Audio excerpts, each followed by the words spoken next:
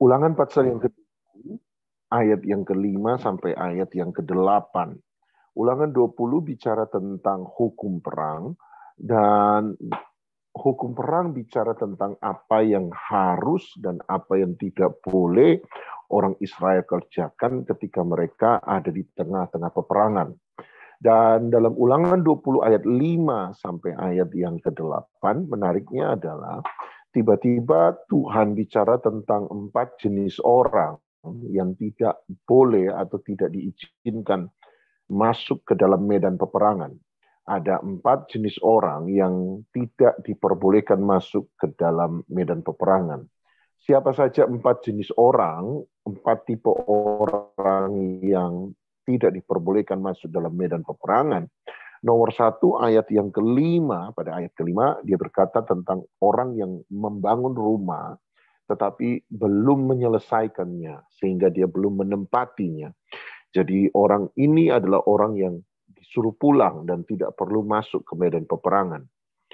Yang kedua adalah ayat ke-6, mereka yang punya kebun anggur, tetapi belum mendapat hasilnya, maka mereka pun disuruh pulang dan tidak perlu ada di medan peperangan. Orang jenis ketiga adalah ayat yang ke-7, mereka yang bertunangan dengan seorang perempuan, tetapi belum menikahi perempuan itu, maka mereka pun disuruh pulang dan tidak perlu ada di medan pertempuran. Orang jenis keempat ada pada ayat yang ke-8, ayat ke-8 yaitu mereka yang takut dan lemah hati, maka mereka pun disuruh pulang dan mereka tidak perlu ada di medan peperangan. Jadi ada 4 jenis orang yang tidak diperbolehkan masuk dalam medan peperangan.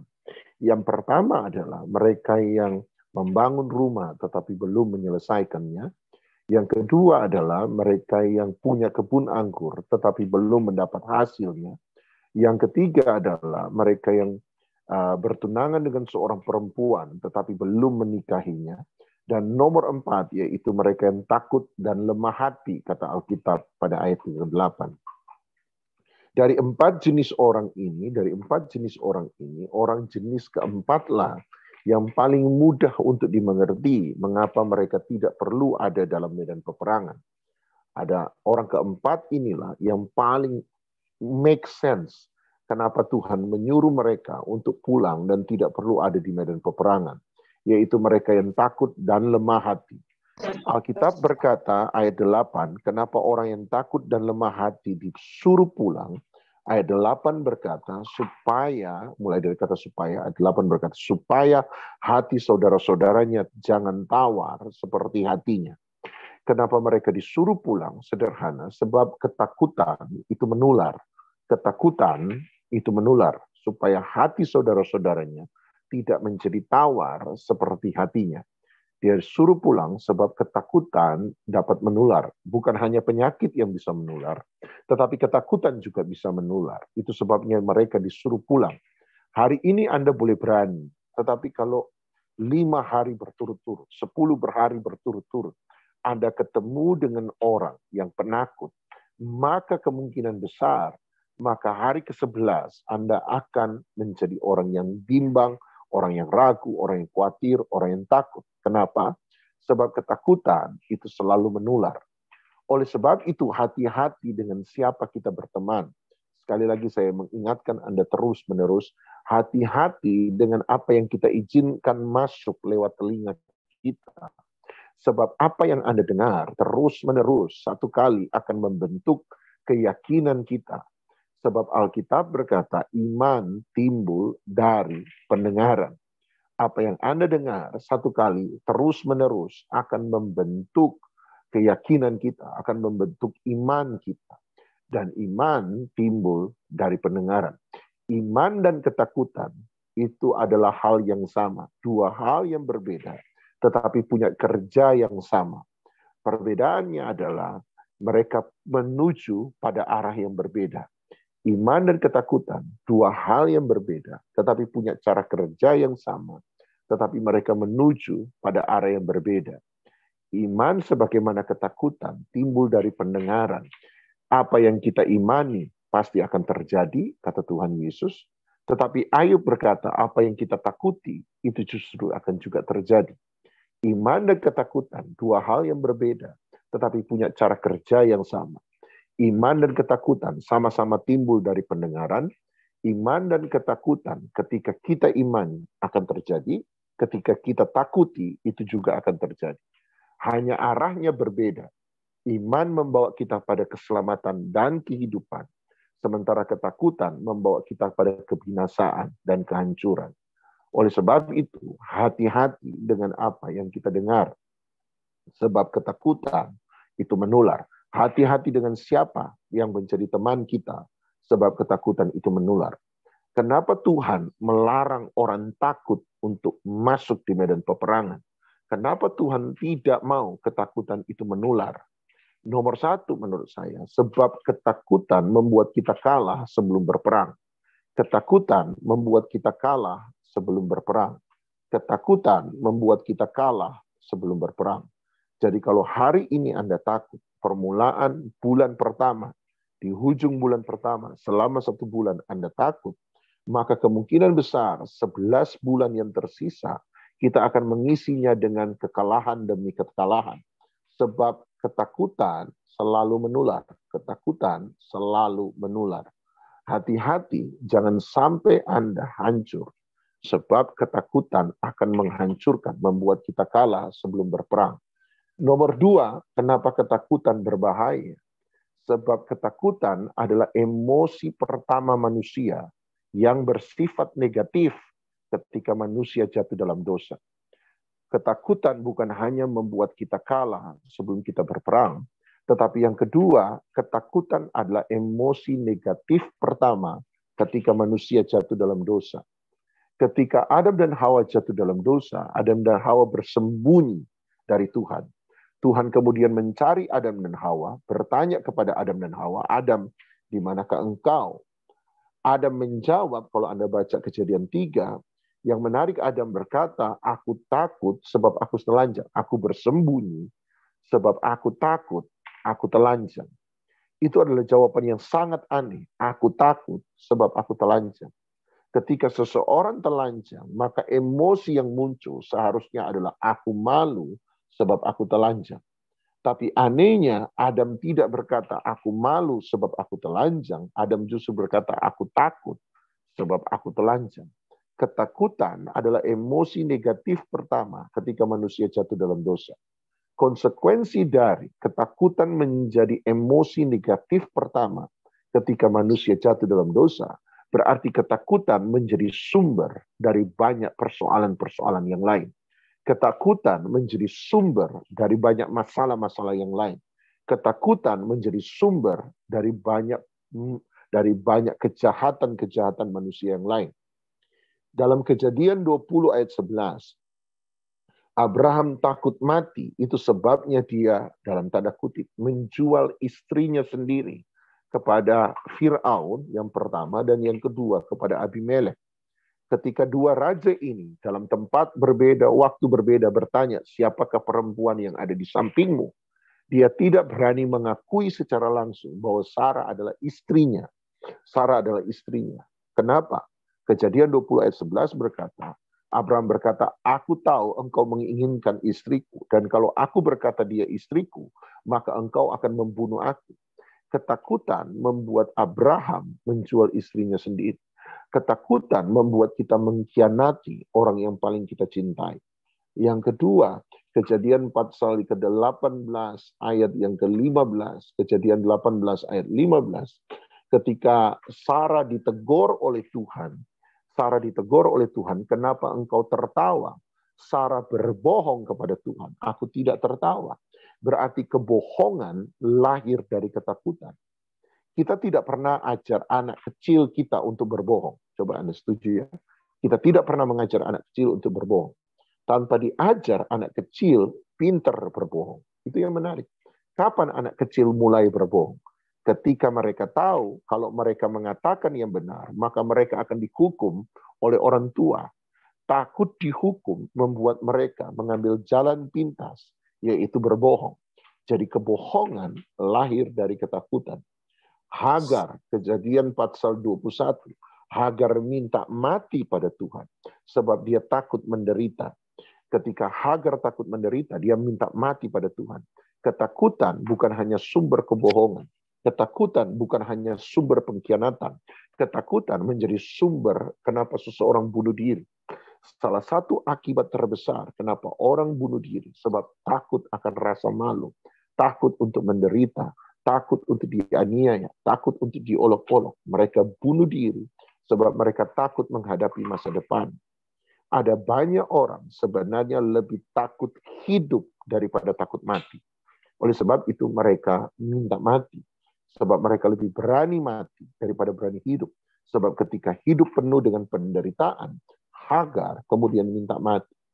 Istri Lot karena takut kehilangan semua yang dia miliki, berbalik ke belakang, dihukum oleh Tuhan, kemudian menjadi tiang garam. Kenapa orang melawan perintah Tuhan? Kenapa orang tidak taat? Sebab sekali lagi ketakutan. Saya bisa menyebut satu demi satu tentang konsekuensi dari sebuah ketakutan. Tetapi yang pasti adalah ketakutan menjadi sumber dari banyak persoalan. Itu sebabnya Tuhan berkata, mereka yang takut, mereka yang lemah hati, jangan pernah masuk ke dalam medan peperangan. Sebab kalau mereka masuk ke dalam medan peperangan, maka mereka akan menularkan ketakutan kepada orang lain. Maka pengkhianatan, kejahatan, rasa pengecut, melarikan diri, itu akan selalu ada. Oleh sebab itu jangan suruh mereka masuk dalam medan peperangan. Ketika Tuhan satu kali menyuruh Gideon untuk maju berperang, dan Tuhan berkata, Gideon tiup sangkakala, panggil semua orang-orang laki-laki Israel untuk maju berperang bersama-sama dengan kamu. Kita tahu ceritanya, 32.000 orang menjawab panggilan Gideon. Mereka datang berkumpul bersama-sama untuk maju ke medan peperangan bersama-sama dengan Gideon. Tapi waktu Gideon siap maju dengan 32.000 orang ke dalam medan peperangan, tiba-tiba Tuhan mengingatkan Gideon tentang Ulangan 20, dan Tuhan berkata, ingat hukum perang, nomor 1, sebelum maju kamu harus bertanya, siapa yang takut? Suruh mereka pulang. Dari 32.000 orang yang siap maju medan peperangan, ketika Gideon berkata, siapa yang takut? Pulang. 22.000 orang hari itu memutuskan untuk pulang. Tersisa 10.000. Artinya penakut dalam hidup ini selalu lebih banyak daripada pemberani. Penakut dalam hidup ini selalu lebih banyak daripada pemberani. Menjadi orang yang berani adalah sebuah pilihan. Menjadi orang yang berani adalah menjadi orang-orang pilihan. Menjadi orang yang berani berarti Anda menjadi orang-orang pilihan. Sebab orang-orang yang berani bukan orang-orang yang tidak pernah melewati ketakutan dan mengalahkan ketakutan. Orang-orang yang berani adalah orang-orang pilihan. Kenapa? Sebab mereka sudah pernah melewati masalah, mereka sudah pernah melewati ancaman, mereka sudah pernah melewati ketakutan, mereka sudah pernah melewati persoalan, tetapi mereka belajar untuk mengalahkan masalah. Belajar untuk mengalahkan pencobaan, belajar untuk mengalahkan persoalan, belajar untuk mengalahkan ketakutan mereka sendiri, belajar mengalahkan diri mereka sendiri. Itu sebabnya penakut lebih banyak daripada pemberani.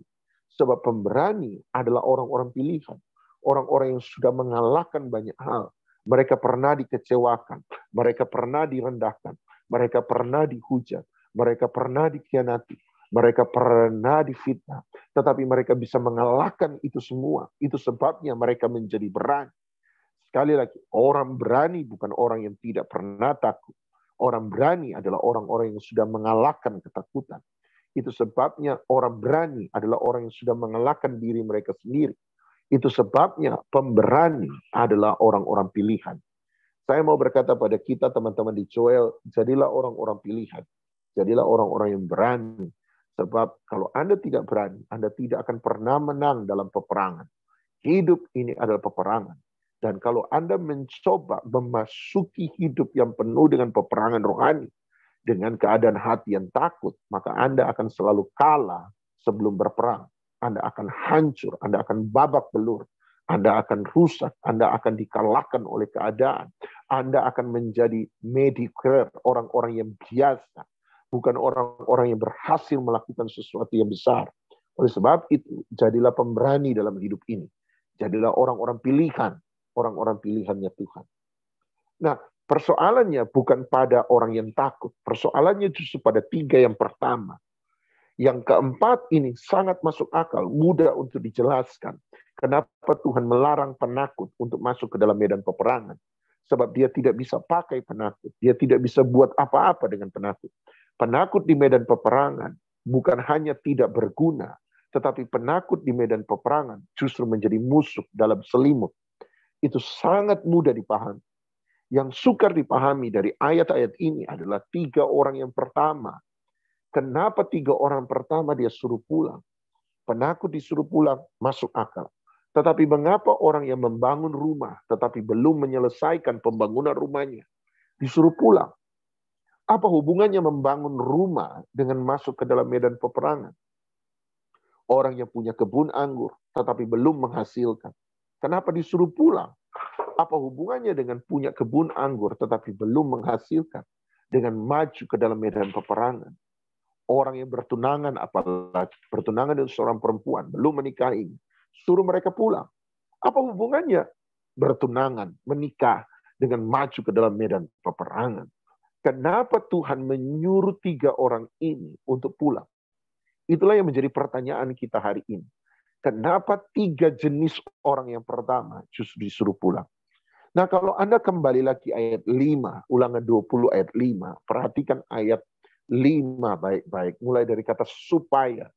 Alasan mengapa orang yang membangun rumah tetapi belum menyelesaikan, kemudian disuruh pulang, alasannya sederhana, dia berkata, supaya, ayat 5, jangan ia mati dalam pertempuran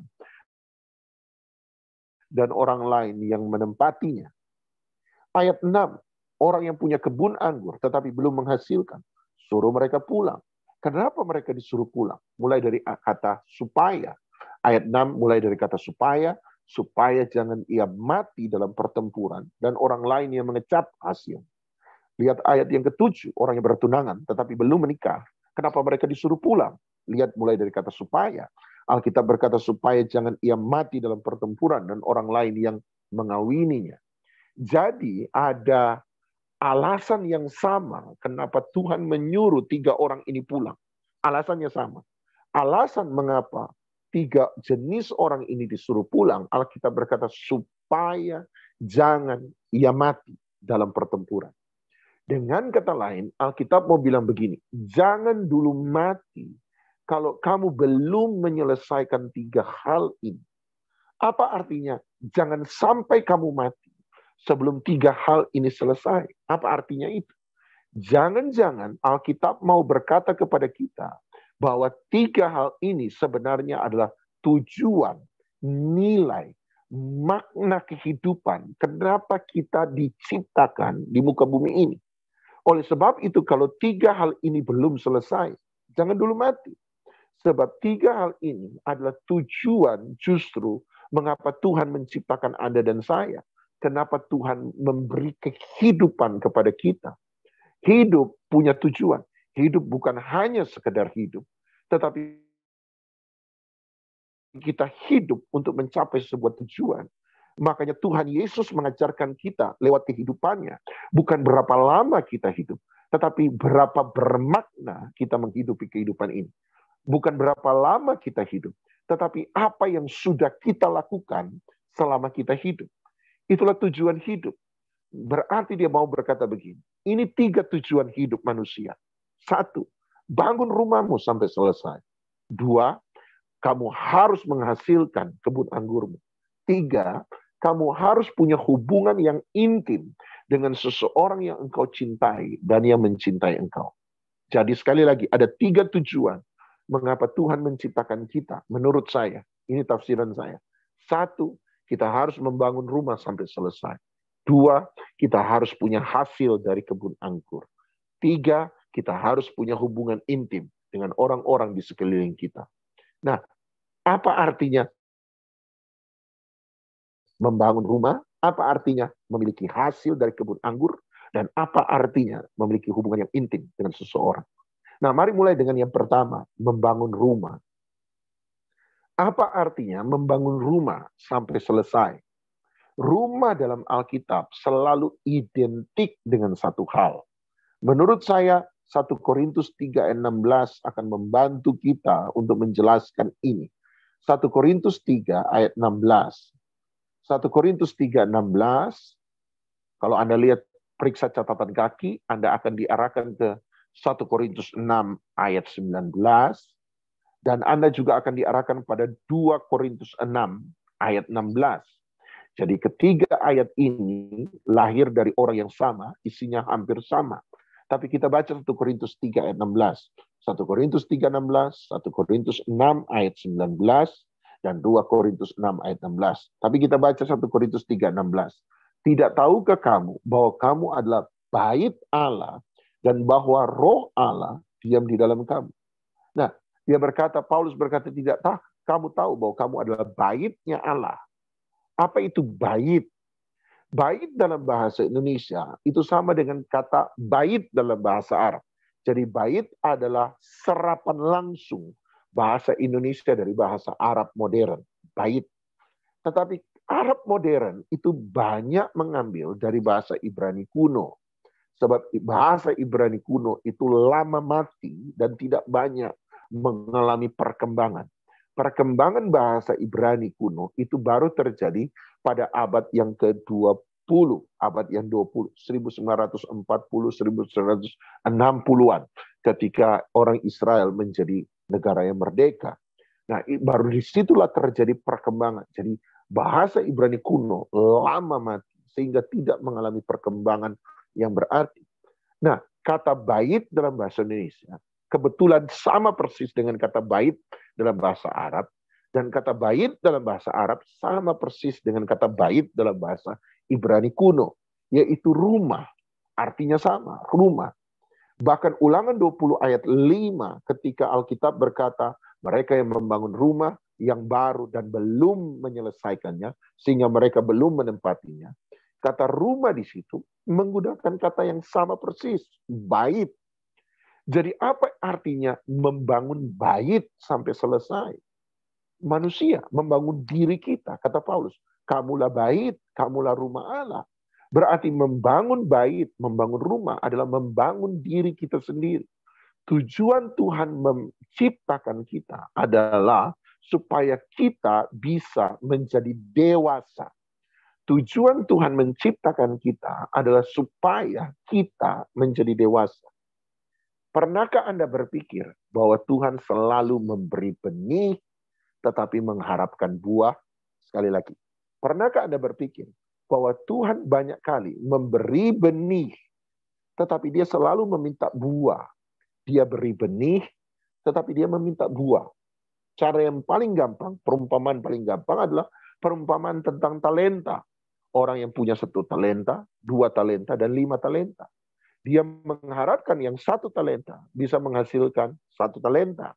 Jadi total 2. Yang punya 2 talenta diharapkan oleh Tuhan bisa menghasilkan 2 talenta. Totalnya 4 talenta. Yang 5 talenta diharapkan bisa menghasilkan 5 talenta. Supaya totalnya 10 talenta. Tuhan memberi talenta kepada hamba-hambanya. Supaya mereka mengembangkannya menjadi lebih banyak. Dengan kata lain, dia memberi benih tetapi dia selalu menuntut buah. Dia memberi benih, tetapi dia mengharapkan kita mengembalikan bukan benih, tetapi kita mengembalikan kepada dia buah. Dia beri 1, dia mengharap dia terima 2. Dia memberi 2, dia berharap dia menerima 4. Dia memberi 5, dia berharap dia bisa menerima 10. Setiap karunia yang dia berikan kepada kita harus dikembangkan sedemikian rupa supaya kita bisa mengembalikan lebih banyak kepada dia. Dia menciptakan kita lahir di muka bumi ini sebagai seorang bayi. Tetapi dia tidak mau kita tetap bayi. Dia memberi benih, dia mengharapkan buah. Dia mau dalam hidup ini supaya kita menjadi dewasa. Dalam hidup ini kita harus menjadi dewasa.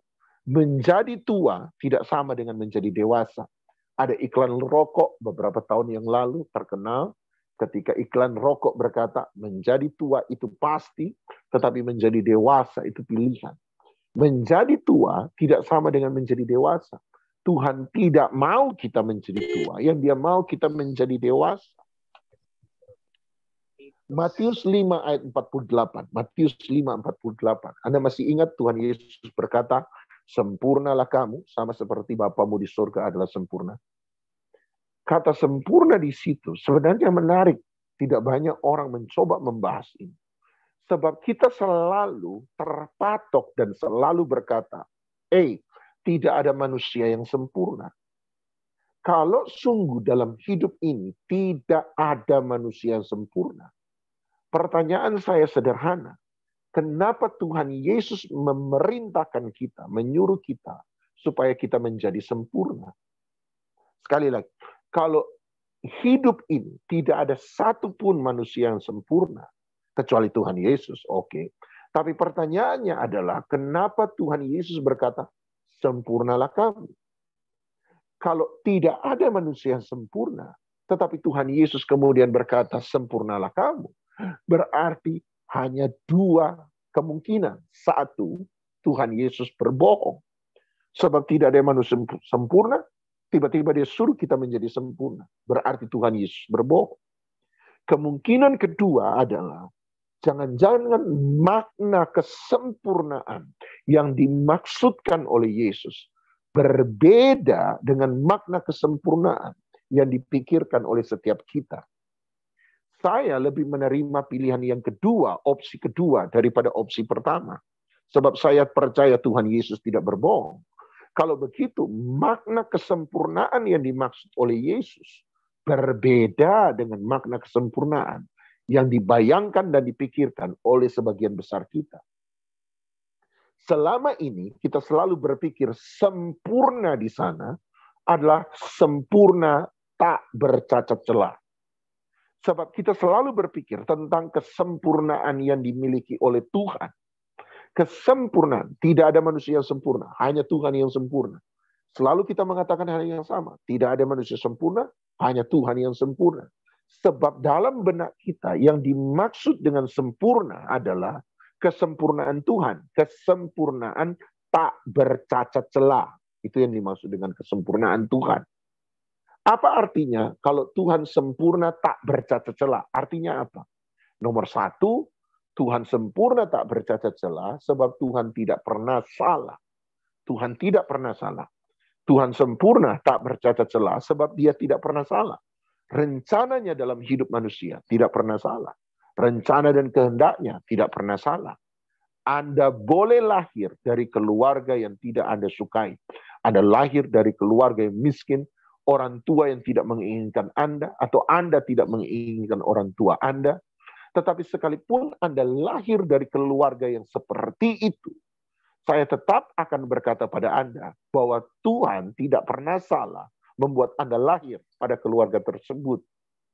Daud misalnya, Daud pernah berkata, seandainya ayahku dan ibuku menolak aku, sekalipun ayahku dan ibuku menolak aku, berarti Daud lahir dari keluarga yang tidak menghendaki dia lahir. Daud lahir dari keluarga yang tidak menghendaki dia untuk ada. Tetapi sekalipun demikian, Daud lahir dari keluarga yang tidak mau, papa dan mama yang tidak mau dia lahir. Tetapi apakah rencana Tuhan untuk lahir dari keluarga Isai adalah rencana yang salah? Jawaban saya tidak. Sebab rencana Tuhan tidak pernah salah. Anda boleh lahir dalam keadaan tubuh yang terbatas, bahkan cacat fisik. Tetapi sekalipun Anda lahir dalam keadaan cacat tubuh yang fisik, rencana Tuhan dalam hidup Anda pun tidak pernah salah. Satu kali teman saya berkata, saya tahu dia guyon, dia cacat tidak punya tangan, dan dia berkata begini, Don, waktu Tuhan menciptakan saya, Tuhan agak ngantuk, Don. Dia lupa kasih tangan sama saya. Tetapi sekalipun demikian, saya tetap mau berkata bahwa rencana Tuhan dalam hidupnya tidak pernah salah. Anda boleh lahir dari korban pemerkosaan. Saya tahu, saya memberi empati yang sebesar-besarnya bagi Anda yang ada dalam korban pemerkosaan. Sebab saya tahu betapa hancur dan rusak harga diri Anda ketika Anda tahu Anda lahir dari korban pemerkosaan. Tetapi saya mau berkata pada Anda, sekalipun Anda lahir dari korban pemerkosaan, Rencana Tuhan dalam hidup Anda tidak pernah salah. Sebab kita lahir bukan karena kebetulan. Kita lahir bukan hanya karena keinginan seorang laki-laki ataupun keinginan seorang perempuan. Anda dan saya lahir bukan karena sebuah kecelakaan. Anda dan saya lahir karena ada rencana Tuhan dalam hidup kita. Ada orang minta-minta anak, nggak dapat anak. Ada orang nggak berharap dapat anak, justru mereka dapat anak yang kita sebut kecelakaan. Berarti Anda lahir bukan karena kecelakaan. Anda lahir bukan karena sebuah kebetulan. Anda lahir karena rencana Tuhan dalam hidup Anda. Dan rencana Tuhan dalam hidupmu tidak pernah salah. Nomor 2, Tuhan sempurna bukan hanya karena dia tidak pernah salah. Tetapi Tuhan sempurna sebab dia tidak pernah gagal. Tuhan tidak pernah gagal. Rencananya tidak pernah salah. Tetapi kekuasaannya, kuasanya dalam hidup kita tidak pernah gagal. Kebajikannya tidak pernah gagal. Pekerjaan Tuhan tidak pernah gagal. Alkitab berkata, dia yang memulai, dia akan menyelesaikannya sampai sempurna, sampai selesai. Artinya kalau Tuhan bekerja, dia bekerja sampai tuntas. Dia tidak akan pernah gagal. Kebajikannya tidak pernah gagal. Firman-Nya tidak pernah gagal. Alkitab berkata, segala sesuatu yang aku firmankan daripada mulutku tidak akan pernah kembali dengan sia-sia. Dia akan menyelesaikan segala sesuatu yang kuperintahkan kepadanya. Aku yang berjanji, aku yang menepati. Firman ya dan amin. Artinya firman Tuhan tidak akan pernah gagal. Segala sesuatu yang dia firmankan, dia tepati, dia genapi, dia pasti akan selesaikan. Kalau Anda merasa Tuhan itu gagal, kemungkinan pertama, bukan Tuhan yang gagal untuk bekerja dalam hidup kita. Tetapi kalau Anda merasa Tuhan gagal, kemungkinan pertama, kitalah yang gagal untuk berjalan bersama-sama dengan dia. Untuk bekerja bersama-sama dengan dia. Nomor 2, kalau Anda merasa Tuhan gagal, jangan-jangan kemungkinan kedua, sebab belum selesai. Tunggu sampai selesai. Sebab pada akhirnya, Tuhan pasti akan menyelesaikan dengan sempurna. Makanya saya suka kitab Yosua. Kitab Yosua, salah satu penutup kitab Yosua adalah satu statement Alkitab yang berkata, dari segala sesuatu yang baik yang dijanjikan Tuhan kepada bangsa Israel, tidak ada yang tidak dipenuhi, semuanya terpenuhi. Buat saya itu luar biasa. Dari segala sesuatu, apa itu segala sesuatu? Segala sesuatu yang baik yang dijanjikan Tuhan kepada bangsa Israel. Tidak ada yang tidak dipenuhi. Semuanya terpenuhi. Kenapa? Sebab Tuhan tidak pernah gagal ketika dia bekerja dengan umatnya. Nomor 3, Tuhan sempurna tidak bercacat celah. Bukan karena dia tidak pernah salah. Bukan hanya karena dia tidak pernah gagal. Tetapi karena dia tidak pernah berdosa. Tuhan sempurna sebab Tuhan tidak pernah berbuat dosa. Tuhan tidak pernah berbuat dosa. Tuhan, kata Alkitab, bukan manusia sehingga dia berdusta. Kenapa Tuhan tidak berdusta? Sebab Tuhan tidak bisa berbuat dosa. Tuhan tidak berbuat dosa. Itu sebabnya dia tidak berdusta. Paulus berkata, waktu kita tidak setia, Tuhan tetap setia. Pertanyaannya adalah, kenapa Tuhan tidak membalas ketidaksetiaan kita dengan berbuat tidak setia kepada kita? Kenapa? Kenapa Tuhan tidak membalas kejahatan dengan kejahatan? Kenapa Tuhan tidak membalas selingkuh dengan selingkuh? Kenapa Tuhan tidak membalas ketidaksetiaan dengan ketidaksetiaan? Kenapa Tuhan tidak membalas ketidakbenaran dengan ketidakbenaran? Jawaban Paulus adalah sebab dia tidak bisa menyangkali dirinya sendiri. Sebab dia tidak bisa berbuat dosa. Tuhan tidak bisa disuruh buat jahat. Tuhan tidak bisa disuruh buat jahat. Kalau Anda suruh Tuhan, Tuhan bunuhlah orang itu. Tuhan tidak akan menjawab doa itu. Sebab doa itu adalah kejahatan. Dan karena doa itu adalah kejahatan, maka Tuhan tidak akan buat kejahatan. Tuhan tidak bisa berbuat jahat. Sebab dia tidak berbuat dosa. Dia tidak bisa berbuat dosa. Dia kudus. Doa yang menyuruh kita, Tuhan membunuh orang lain. Dosa yang menyuruh seseorang untuk dibangkrutkan, dimiskinkan, dibuat sial. Tidak akan pernah dijawab oleh Tuhan. Kenapa? Sederhana, sebab Tuhan bukan pelaku kejahatan. Tuhan bukan sumber kejahatan. Pelaku kejahatan adalah setan. Pembuat kejahatan adalah setan. Sumber kejahatan adalah setan. Tuhan adalah pelaku kebaikan. Tuhan adalah sumber kebaikan. Yang Tuhan perbuat, segala sesuatu yang dia buat adalah untuk kebaikan kita semata-mata.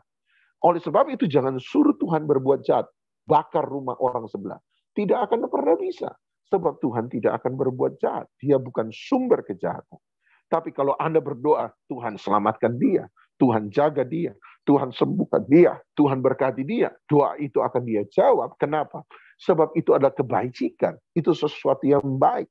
Tuhan akan berbuat sesuatu yang baik dan tidak akan buat sesuatu yang jahat. Jadi Tuhan merangkum bagi Anda. Tuhan sempurna, tak bercacat celah, sebab 3 hal. Dia tidak pernah salah, dia tidak pernah gagal, dia tidak pernah berdosa. Kalau kesempurnaan ini diukurkan kepada kita, maka tentu saja kita tidak bisa sempurna. Setuju ya? Kita tidak akan pernah bisa sempurna. Kenapa? Sebab saya sudah pernah berbuat salah, dan kemungkinan besar ke depan saya masih akan berbuat salah. Saya sudah pernah gagal, dan kemungkinan besar di masa depan saya masih akan mengalami kegagalan demi kegagalan. Saya sudah pernah berbuat dosa, dan kemungkinan besar di depan, kalau saya tidak menjaga hidup saya dalam kebenaran dan kekudusan, maka saya akan jatuh dalam dosa. Artinya, saya tidak mungkin sempurna.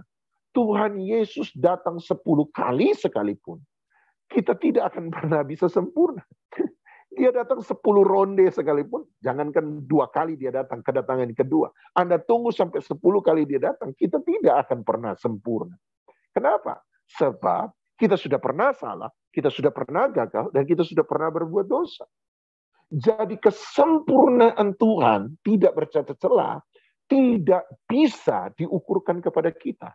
Kalau begitu, kenapa Tuhan Yesus berkata sempurnalah kamu? Kesempurnaan di situ artinya apa? Bahasa asli dari kata sempurna di sana adalah teleios. Teleios. Berasal dari kata telos, yang berarti dewasa. Artinya ketika Tuhan Yesus berkata sempurnalah kamu, yang dia maksudkan di situ adalah dewasalah kamu. Jadilah dewasa, sama seperti Bapamu di sorga adalah dewasa. Apa artinya itu? Artinya adalah belajar berpikir seperti Bapa di sorga berpikir. Belajar merasa seperti Bapa di sorga merasa. Belajar bertindak seperti Bapa di sorga bertindak. Itu yang dikatakan oleh Yesus. Aku tidak pernah mengatakan apapun yang aku tidak pernah dengar yang Bapakku katakan. Aku tidak pernah melakukan segala sesuatu kalau aku tidak melihat Bapakku bekerja, melakukannya. Jadi sama seperti Yesus, jadilah seperti Yesus. Apa yang Tuhan lakukan, mari kita lakukan. Apa yang Tuhan katakan, mari kita katakan. Apa yang Tuhan pikirkan, mari kita pikirkan. Tuhan itu maha kudus, setuju? Saya dan Anda mungkin tidak maha, tetapi kita tetap harus hidup kudus. Dewasalah kamu, sama seperti Bapamu di surga dewasa. Tuhan maha setia, saya mungkin tidak maha, tetapi saya harus berlaku setia.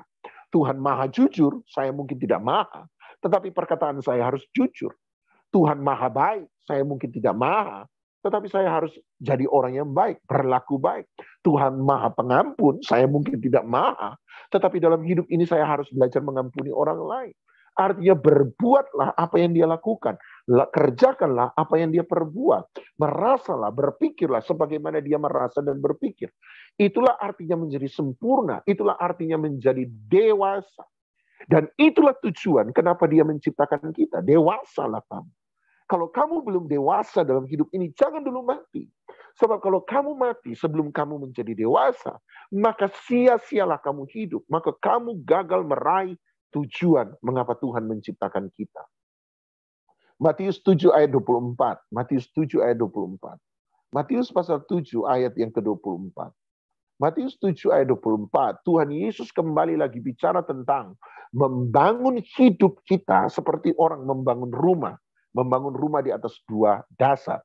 Ayat 24, Matius 7 ayat 24.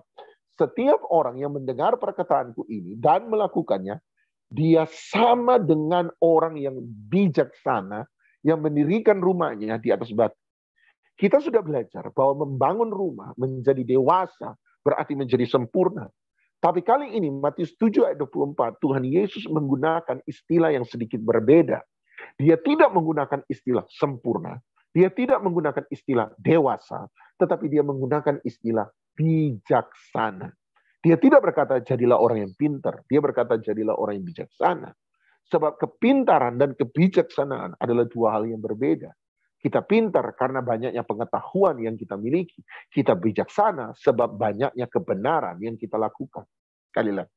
Kita pintar karena banyaknya pengetahuan yang kita miliki. Tetapi kita bijaksana karena banyaknya kebenaran yang bisa kita lakukan. Itu sebabnya ayat 24 dia bicara tentang bagaimana menjadi orang bijaksana. Gampang. Menjadi orang bijaksana adalah mendengar firman dan melakukan. Sebab menjadi pintar ditentukan oleh berapa banyak pengetahuan yang Anda miliki dan Anda bisa aplikasikan dalam hidup. Tetapi menjadi bijaksana adalah Anda punya berapa banyak kebenaran yang bisa Anda aplikasikan dalam kehidupan sehari-hari. Pintar butuh pengetahuan, bijaksana butuh kebenaran. Tidak semua orang pintar bijaksana dan tidak semua orang bijaksana dapat dikategorikan sebagai orang yang pintar. Oleh sebab itu dia menyuruh kita bijaksana. Bagaimana caranya bijaksana? Dengar, lakukan, dengar, lakukan, dengar, lakukan, mendengar dan melakukan. Anda mungkin pernah diajar, pernah dikasih tahu pendeta bahwa dalam perjanjian lama tidak ada kata taat. Dalam perjanjian lama itu tidak ada kata taat. Dalam perjanjian lama kata taat itu sebenarnya adalah kata yang sama yang digunakan oleh orang Israel untuk mendengar. Makanya saya suka bahasa Indonesia lama untuk taat. Kata bahasa Indonesia lama untuk taat adalah dengar, dengaran. Dengar dua kali. Dengar, dengaran. Itu artinya taat. Sebab dalam perjanjian lama tidak ada kata taat. Yang ada adalah kata mendengar. Kenapa orang Israel tidak mengerti kata taat, tetapi hanya mengerti kata mendengar? Apa arti taat dalam bahasa Israel? Shema. Apa arti mendengar dalam bahasa Israel? Shema. Berarti taat dan mendengar menggunakan satu kata yang sama, Shema. Tapi definisi utama, arti utama dari Shema adalah mendengar. Kenapa orang Israel berkata bahwa taat sama dengan mendengar? Sederhana. Sebab kalau kamu mendengar, tapi kamu tidak taat, itu sama saja dengan tidak mendengar. Sekali lagi, kalau kamu mendengar, tetapi kamu tidak taat, berarti itu sama saja dengan kamu tidak mendengar. Saya masih ingat anak saya dulu waktu kecil. Saya bilang sama anak saya, "Nak, mandi." Dia bilang sama saya, "Iya Pak, sebentar lagi, 5 menit." Dan saya tunggu 5 menit, saya tunggu 10 menit, tidak mandi-mandi. Akhirnya saya orang tua, naikin 1 oktav dong suara saya. "Nak, mandi." Naik 1 oktav. Dan yang menarik anak saya, naikin juga 1 oktav suaranya. "Iya Pak, 5 menit lagi, sebentar." Saya tunggu 5 menit, 10 menit, nggak mandi-mandi. Apa akibatnya? Saya naikin lagi 1 oktav suara saya. "Nak, mandi." Dan Anda tahu apa yang dia buat? Dia naikin lagi 1 oktav suaranya. "Iya Pak, dengar, sebentar, 5 menit." Saya tunggu 10 menit, jadi total setengah jam, nggak mandi-mandi. Apa yang saya buat? Saya teriak dong. Ini sudah tinggi ini. Bukan cuma oktav yang tinggi, tensi juga tinggi. Saya kalau jemaat sabar, kalau anak sering tidak sabar. Dan saya bilang, "Nah, mandi." Dan Anda tahu apa yang dia bilang? "Dengar Pak, dengar." Udah jawab dari tadi, "Iya, sebentar." Dan Anda tahu apa yang saya katakan? "Nah, kalau kamu dengar, kamu lakukan. Sebab kalau kamu tidak lakukan, sama saja dengan tidak mendengar." Sesederhana itu. Itu Tuhan. Kalau kamu dengar, kamu lakukan. Kalau kamu tidak lakukan, sama saja dengan tidak mendengar. Saya barusan nonton Reels gitu ya. Dan buat saya ini menarik. Ketika seorang pendeta berkata, setiap manusia punya love language, punya bahasa cintanya. Anda mungkin pernah belajar 5 bahasa cinta kan gitu. Dan dia berkata, bahasa cintanya Tuhan adalah ketaatan. Sebab berkali-kali dia berkata dalam Alkitab, if you love me, you will obey my commandment. Kalau engkau mencintai aku, maka engkau akan melakukan perintah-perintah. Tuhan itu merasa paling dicintai kita ketika dia menemukan bahwa kita taat melakukan apa yang dia perintahkan untuk kita lakukan. Itu Tuhan. Jadi ketika dia berkata dengar, lakukan, dengar, lakukan, dengar, lakukan. Sebab kalau kamu tidak mendengar, kamu tidak melakukan, sama saja dengan tidak mendengar. Sama saja tidak mendengar. Persoalan dengan kita, kalau begitu, persoalan dengan kita adalah kita tahu banyak firman, tetapi kita tidak pernah melakukan banyak firman. Itu persoalannya dengan kita. Tadi pagi saya berkata ke teman-teman, dan saya bilang begini, sebenarnya tidak perlu sampai 2 tahun. Orang Kristen baru, tidak perlu sampai 20 tahun. Paling tidak, dia sudah mengerti 80%, 90% isi firman Tuhan. Kenapa? Sebab khotbah pendeta, kalau Anda renungkan baik-baik, khotbah pendeta itu aja. Muternya di situ-situ saja. Ayatnya berbeda, pembukaan pengupasan firmannya berbeda, tapi intinya yaitu itu toh. Taat, percaya, berharap, kudus, mengampuni, sabar, setia, pengendalian diri, berbelas kasihan. Itu toh. Pendeta tidak banyak bahan lain sebenarnya. Khotbahnya, ayatnya beda-beda. Dia masuk dari tempat yang berbeda-beda. Tetapi isinya sebagian besar itu. Kalau Anda 2 tahun jadi orang Kristen baru, cukup 2 tahun, bahkan tidak perlu sampai 2 tahun. 80%, 90%, Anda akan langsung mengerti kebenaran. Anda tahu apa yang Tuhan mau. Persoalannya adalah, kenapa kita tidak pernah dewasa? Kenapa kita tidak pernah bertumbuh? Sederhana, sebab kita hanya tahu, tetapi kita tidak pernah melakukan kebenaran itu sendiri. Orang cari pendeta seringkali bukan cari solusi. Orang cari pendeta seringkali cari pembenaran. Orang cari pendeta tanya dari masalahnya dia. Tetapi sebagian besar orang cari pendeta, konseling dengan pendeta, mencari pembenaran atas tindakannya dia. Sebab kita mencoba membenarkan diri kita sendiri. Saya setuju dengan Tuhan Yesus. Persoalan utama dalam keluarga adalah kekerasan hati. Ketika orang bertanya pada Yesus, kalau Tuhan membenci perceraian, kenapa Musa memberi surat cerai? Jawaban Tuhan Yesus sederhana, karena kekerasan hatinya. Jadi kenapa ada banyak persoalan dalam hidup ini? Sederhana, sebab kita menjadi keras. Kita lebih memilih cara kita sendiri, jalan kita sendiri, keinginan kita sendiri, kehendak kita sendiri, pikiran kita sendiri, daripada belajar melakukan apa yang Tuhan mau. Ada banyak orang tidak dewasa sebab mereka tidak pernah melakukan. Kita tidak pernah melakukan kebenaran firman Tuhan. Ayat 25. Apa akibat kalau Anda dan saya jadi dewasa? Matius 7 ayat 25 berkata sederhana. Maka muncul 3 persoalan dalam hidup manusia. Nomor 1, hujan. Nomor 2, banjir. Nomor 3, angin. Hujan datang dari atas. Banjir datang dari bawah. Angin datang dari sekeliling kita. Ini 3 jenis pencobaan ujian dalam hidup manusia. 3 jenis masalah dalam hidup manusia.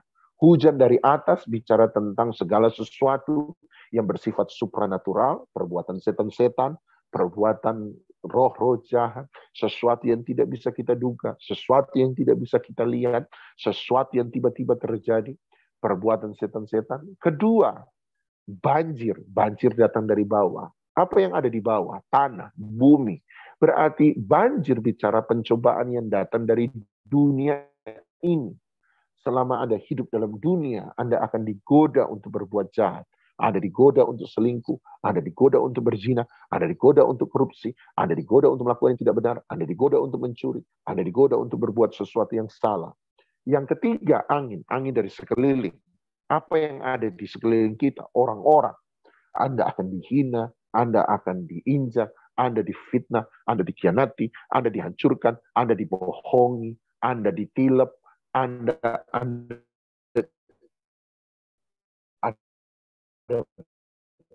banyak segala sesuatu. Maka rumah itu tidak akan roboh. Artinya, apa tanda orang dewasa? Tanda orang dewasa sederhana. Masalah boleh datang. Susah, senang boleh datang. Persoalan boleh datang silih berganti. Tetapi mereka yang dewasa adalah mereka yang bisa bertahan di tengah-tengah persoalan. Orang yang masalah sedikit, kemudian mundur dari itu. Orang yang ditegur dengan kebenaran, kemudian ngambek. Itu artinya Anda tidak dewasa. Sebab Anda goyah, Anda menjadi roboh. Orang yang kemudian lihat orang Kristen atau pendeta jatuh. Kemudian Anda berkata, nggak Tuhan-Tuhanan. Saya selalu bilang ke teman-teman, saya bilang ke orang-orang yang tanya, saya berkata, kenapa ya seringkali orang Kristen yang buat salah, pendeta mungkin yang buat salah, tetapi selalu yang kena getahnya adalah Tuhan. Gara-gara orang Kristen buat salah, kita kemudian berkata, nggak Tuhan-Tuhanan, nggak gereja-gerejaan, nggak Kristen-Kristenan. Kenapa yang buat salah orang lain? Tetapi Tuhanlah yang kena batunya. Oh, pendeta jatuh dalam dosa. Ya udah, kalau model begini, nggak usah Kristen-Kristenan. Tunggu dulu. Anda ikut Yesus karena siapa? Karena Yesusnya atau karena pendetanya? Kalau karena Yesusnya, kenapa pendeta yang jatuh, tiba-tiba Anda tinggalkan Yesus? Pertanyaan saya, apakah Yesus pernah jatuh? Apakah Yesus pernah buat jahat? Apakah Yesus pernah korupsi uang gereja? Apakah Yesus pernah berzina dengan istri orang? Tidak pernah. Yesus setia. Dia mengajarkan jalan kebenaran. Sampai selesai, dia tidak geser dari kebenaran. Sekalipun dia harus mati karena kebenaran. Dia tidak pernah menyangkali kebenaran. Kenapa kemudian kita menyalahkan Yesus? Iman Anda ada pada siapa? Saya berkata, iman kita pada Yesus. Bukan pada merek gereja, bukan pada sinode, bukan pada mujizat sekalipun. Mujizat adalah bagian dari pengharapan kita. Ingat, kasih, iman, pengharapan. Kasus. Itu sebabnya kita beriman pada Yesus, bukan pada mujizat. Tetapi bagian dari iman kita pada Yesus, kita punya pengharapan kalau Yesus maha kuasa, maha baik, dia akan menolong kita, dia akan menjaga kita, dia akan melindungi kita. Waktu kita punya masalah, kita berdoa, kita berseru, dia akan buat mujizat bagi kita. Mujizat ada pada pengharapan, tetapi iman ada pada Yesus. Saya tidak pernah mengajar Anda untuk beriman pada mujizat. Kita beriman pada Yesus yang membuat mujizat. Kita beriman bukan pada berkatnya. Kita beriman pada Yesus, sumber berkatnya. Pengharapan saya ada pada berkat Tuhan. Pengharapan saya ada pada mujizat Tuhan. Pengharapan ekspektasi saya ada pada pertolongan Tuhan. Seandainya